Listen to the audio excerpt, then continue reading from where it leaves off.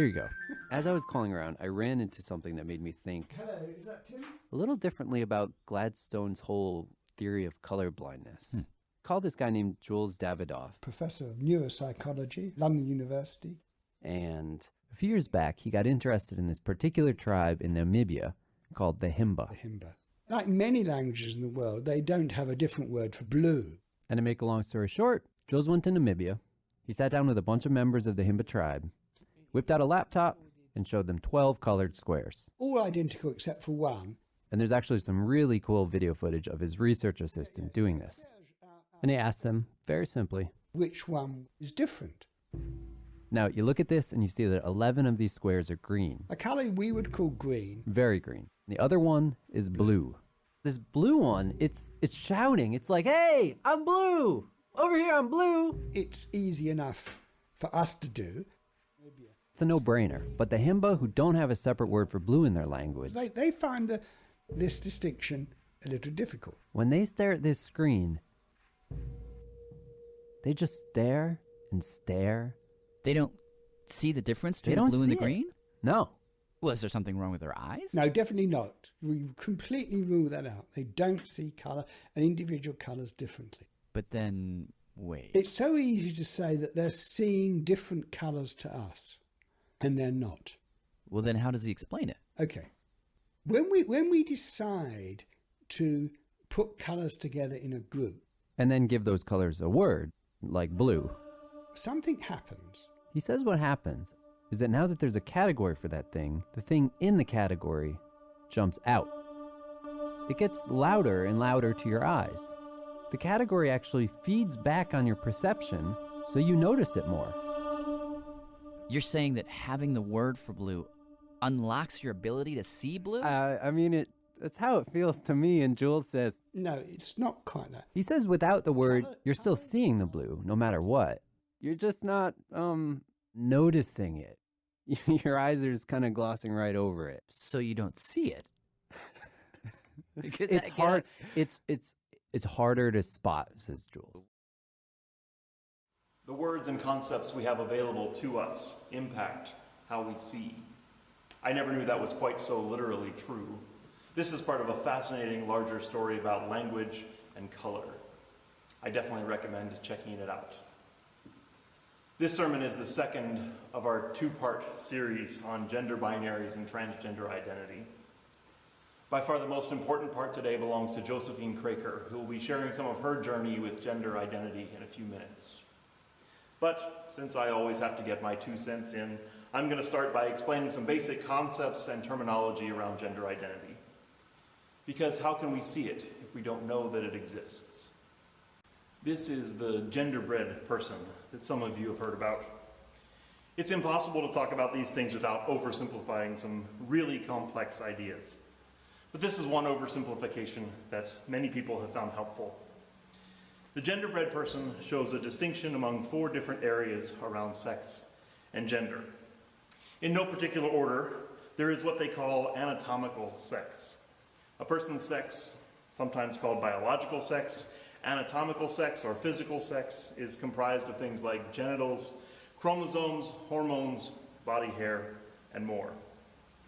That physical stuff is different from gender identity, your psychological sense of self, who you in your head know yourself to be, based on how much you align or don't align with what you understand to be the options of gender.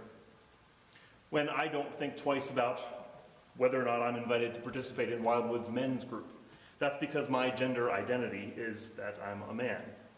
My sense of self lines up quite neatly within the boundaries of what our society finds acceptable for men. Not always, but often enough. That internal sense of who I am is different from attraction. Like sex, attraction really isn't a component of gender. However, we often conflate sexual orientation with gender, or categorize the attraction we experience in gendered ways. So who you are attracted to is different from your gender. Heterosexual, gay, lesbian, bisexual, pansexual, asexual, those are labels for how we categorize this attraction piece. And that's a separate concept from sex and gender. Related, for sure, but different. Also different is gender expression, the ways you present gender through your actions, clothing, demeanor, and more. Gender expression is your outward-facing self, and how that's interpreted by others based on gender norms. That's the outward stuff, the skirts and tuxedos and makeup and how you cross your legs when you sit down. That outward gender expression varies greatly between cultures and, between cultures as well. No, there is disagreement in our society about how those pieces all fit together and relate to each other. My understanding is that these four parts are interconnected but not dependent on each other. Others would say that all four are closely aligned, or should be closely aligned, so that one's sex is the same as one's gender identity and expression, and the opposite of who they're attracted to. That's not how I see it. But whether we agree or not, understanding these categories is essential so that we're all talking about the same things. Otherwise, some of us end up arguing about different shades of green when what's really happening is the color blue. So I know this can be a lot to wrap your head around if it's not already familiar, but it's important.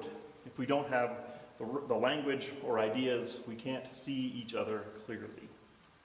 Some of you have asked about common terms and definitions, so I have a quick vocabulary lesson.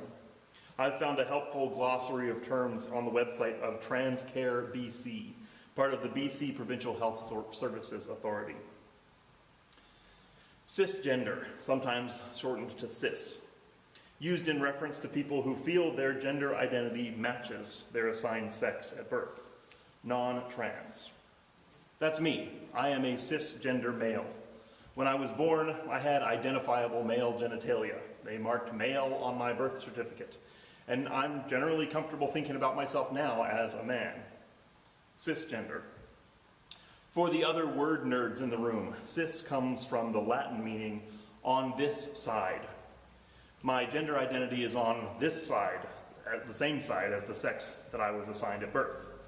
There may be some assumptions to explore in that etymology as well if anyone's looking for a topic for their linguistics dissertation.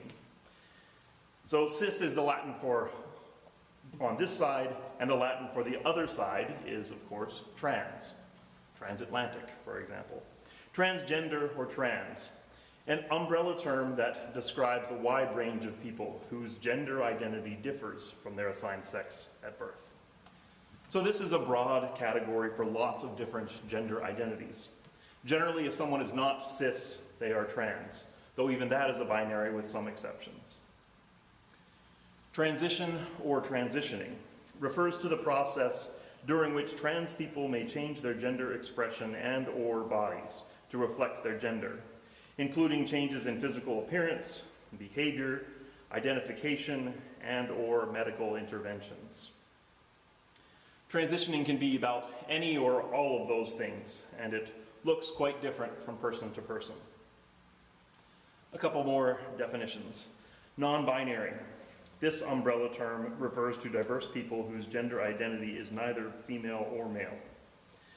Some individuals self-identify as non-binary, whereas others may use terms such as gender non-conforming or gender queer. Non-binary people may or may not conform to societal expectations for their gender expression and gender role, and they may or may not seek gender-affirming medical or surgical care. As I said last week, the gender binary refers to male and female as separate and largely opposite categories. And so non-binary folks don't see themselves in those either-or categories. Maybe they are somewhere in between, maybe moving back and forth between male and female. Maybe neither suits at all, and their understanding of their gender is quite different altogether. In my understanding, those three terms are pretty close in meaning: non-binary, gender non-conforming, and gender queer. Do take note that the word queer has a very disturbing history of violence. So while it is used much more positively these days, folks like me should definitely avoid using it unless it's clear that whoever you're talking with uses it for themselves. Gender fluid, a gender that is changeable. The term is commonly used in reference to gender expression. As some people see their gender as flexible, maybe changing regularly, maybe mixing gender expressions, or maybe they're open to change sometime in the future. When the gender is not fixed, they don't find themselves in one category all the time, that's called gender fluid. Just one more. Two-spirit, a term used within some indigenous communities encompassing sexual, gender, cultural, and/or spiritual identity. This umbrella term was created in the English language to reflect complex indigenous understandings of gender and sexuality and the long history of sexual and gender diversity in indigenous cultures. This term may refer to cross, multiple, and/or non-binary gender roles, to non-heterosexual identities, and a range of cultural identities, roles, and practices embodied by two-spirit peoples. As I said last week, the work of inclusiveness, the work of being the body of Christ to one another, that means paying attention, caring enough to learn the details of one another's lives. A lot of us benefit from the shorthand of the male-female binary. If I show up wearing the typical male uniform, you can make a whole lot of correct assumptions about me, and so feel like you know a whole lot about me very quickly. But if you actually want to know me, it's going to take a lot more work, because, hey, believe it or not, there's a lot more to me than these button-down shirts can tell you. For trans people, that work of getting to know them is right up front. It's on the table from the start. If you want to get to know them, you have to do the work right away, or better, in advance, because the shortcuts that we take with gender assumptions don't apply to them. The benefit is that when you really do the work, you really do know them a lot more deeply than you do simply by accepting the generalities presented by the common gender uniforms that most of us wear. To that end, it's an honor for me to get out of the way for my friend Josephine to share her story. Thank you, Joe, for trusting us to see you and know you the way that you want to be seen and known. Good morning. My name is Josephine Kroeker, and my pronouns are they, them, and she, her. You might be a little confused by my name, as you have likely known me as Joel up until now. I have recently chosen the name Josephine, or Joe for short, as a further representation of my unfolding identity. I was assigned the gender male at birth. I have always considered myself bad at being a man, but I have come to realize that I'm actually good at being a transgender person. When I was growing up, no one talked about gender or sexuality. Everyone was presumed to be cisgender and heterosexual. No one modeled for me the vast spectrum of identity that exists and has existed in humankind for very long. I didn't know I could be anything other than the identity I had been assigned. I'm the oldest child in my family, and I think this has predisposed me to be a rule follower, and I intuitively understood the rules of life from a young age, and I strived to follow them as best I could. But looking back on my life, I see glimpses of my transness sprinkled throughout. I'm about 5 years old in this picture. We are visiting cousins in Edmonton. I am wearing a bathing suit from my cousin Andrea. I don't remember why I wanted to wear it, only that I wanted to. 5 years later, when I saw this picture in my aunt's photo album, I remember feeling very ashamed of it. I asked them to take it out. Though I didn't see that picture again for almost 30 years, the image has flashed back often, always with shame attached. The second snapshot. Now I'm in my teens. A few times during these years, I can remember praying to God that they would make me a woman. Even just for a day, just to see what it was like. I wanted so badly to experience life as a woman. I had no idea about things like hormone replacement therapy or gender confirmation surgeries. The only option I knew would be a miracle from God. A third snapshot. Canadian Mennonite Bible College. I had actually been warned about liberal arts universities by someone in my conservative Pentecostal congregation. Turns out they were totally right. CMBC and the friendships I made there broke me and my theology wide open. I met many queer people there. These were the first openly gay and lesbian people I had ever met. I learned from them what it meant to live openly as their full shalom selves. The weight that lifted from them when they were able to express who they were and to know that God loved them as that full expression of themselves. I remember at least once thinking to myself, it's really too bad I wasn't born a woman because I would have made a fantastic lesbian. I was happy to be an LGBT ally, but there was a part of me that wanted so badly to be a part of this community in a way I couldn't quite embody or express in words yet. Last summer was when I began to get curious about my own gender. Some friends were out for a visit, and it was Pride weekend. We decided to go out, and so we dressed up, and I put on makeup for the first time in years. I saw myself in the mirror, and I thought, I like this. I almost never do this, but it feels really good, and I don't want to wait until next Pride to be able to do it again. I started to wonder if there might be a gender that fit me better than cisgender male. I'd read an interview recently with Jonathan Van Ness, who had come out as non-binary, where he said that once he figured out that he was a gay man, he thought, well, that's the box in the queer community for me. He believed that all that gender spectrum stuff just wasn't for him. He had his space in the queer community and other people had their spaces. But then he realized that he was allowed to question and explore gender identity and claim non-binary as his gender. Van Ness's story gave me the permission I needed to start a gender journey of my own. Most trans people I know struggle with whether they are trans enough. I myself struggle with this. There is a dominant narrative that is perpetuated by the media that is true for some, but not for all. It goes a little something like this. Trans people have always known they were born in the wrong body and have struggled to either express or suppress this knowledge, often with familial and societal resistance, and very often with physical and emotional violence. This was not my experience. I had a pretty good childhood. Home was more often than not a place of love, acceptance, and safety.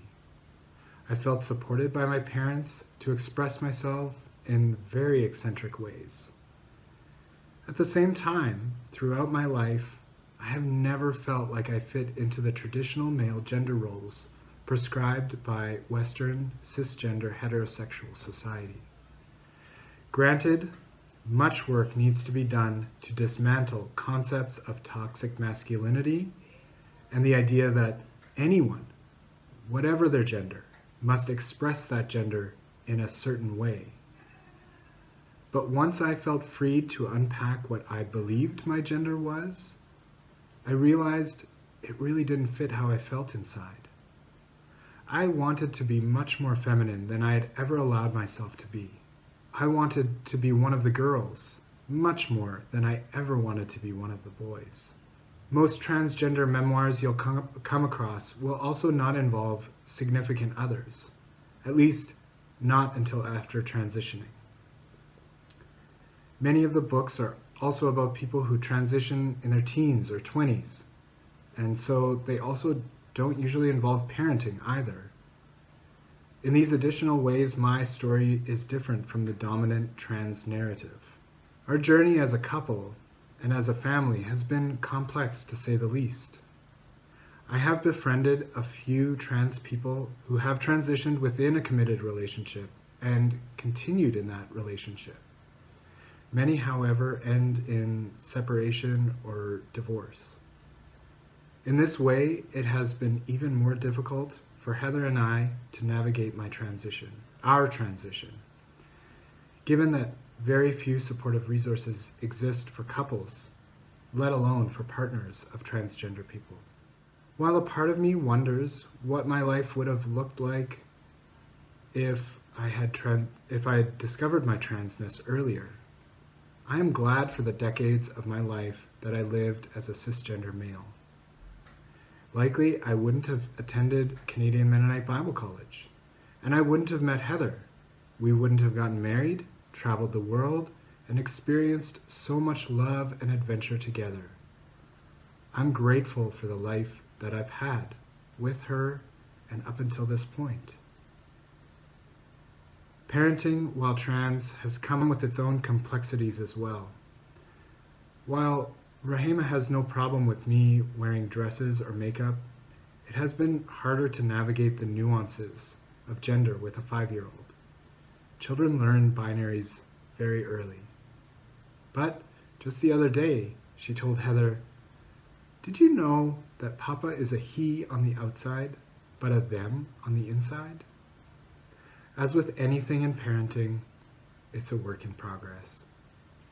So, here I am, Josephine Kroeker, a genderqueer trans femme person. I love to wear flashy clothing, and let's be honest, I always have. I wear a lot of dresses, I enjoy wearing makeup, and I'm growing my hair out longer. At least I'm trying to. But none of these things make me transgender. These are ways that I choose to express the feelings of gender I have on the inside of me. These are feelings I've always had inside me, which were visible to me in the snapshots that I have shared with you. I see that photo of me in my cousin's bathing suit as the deep root of my trans identity. It was the curiosity I had at a young age about bodies, something that I learned to suppress and be ashamed of as I got older. But now I am ready to reclaim that curiosity, to widen my understanding of the vastness of creation, bodies, sexuality, and gender. Thank you.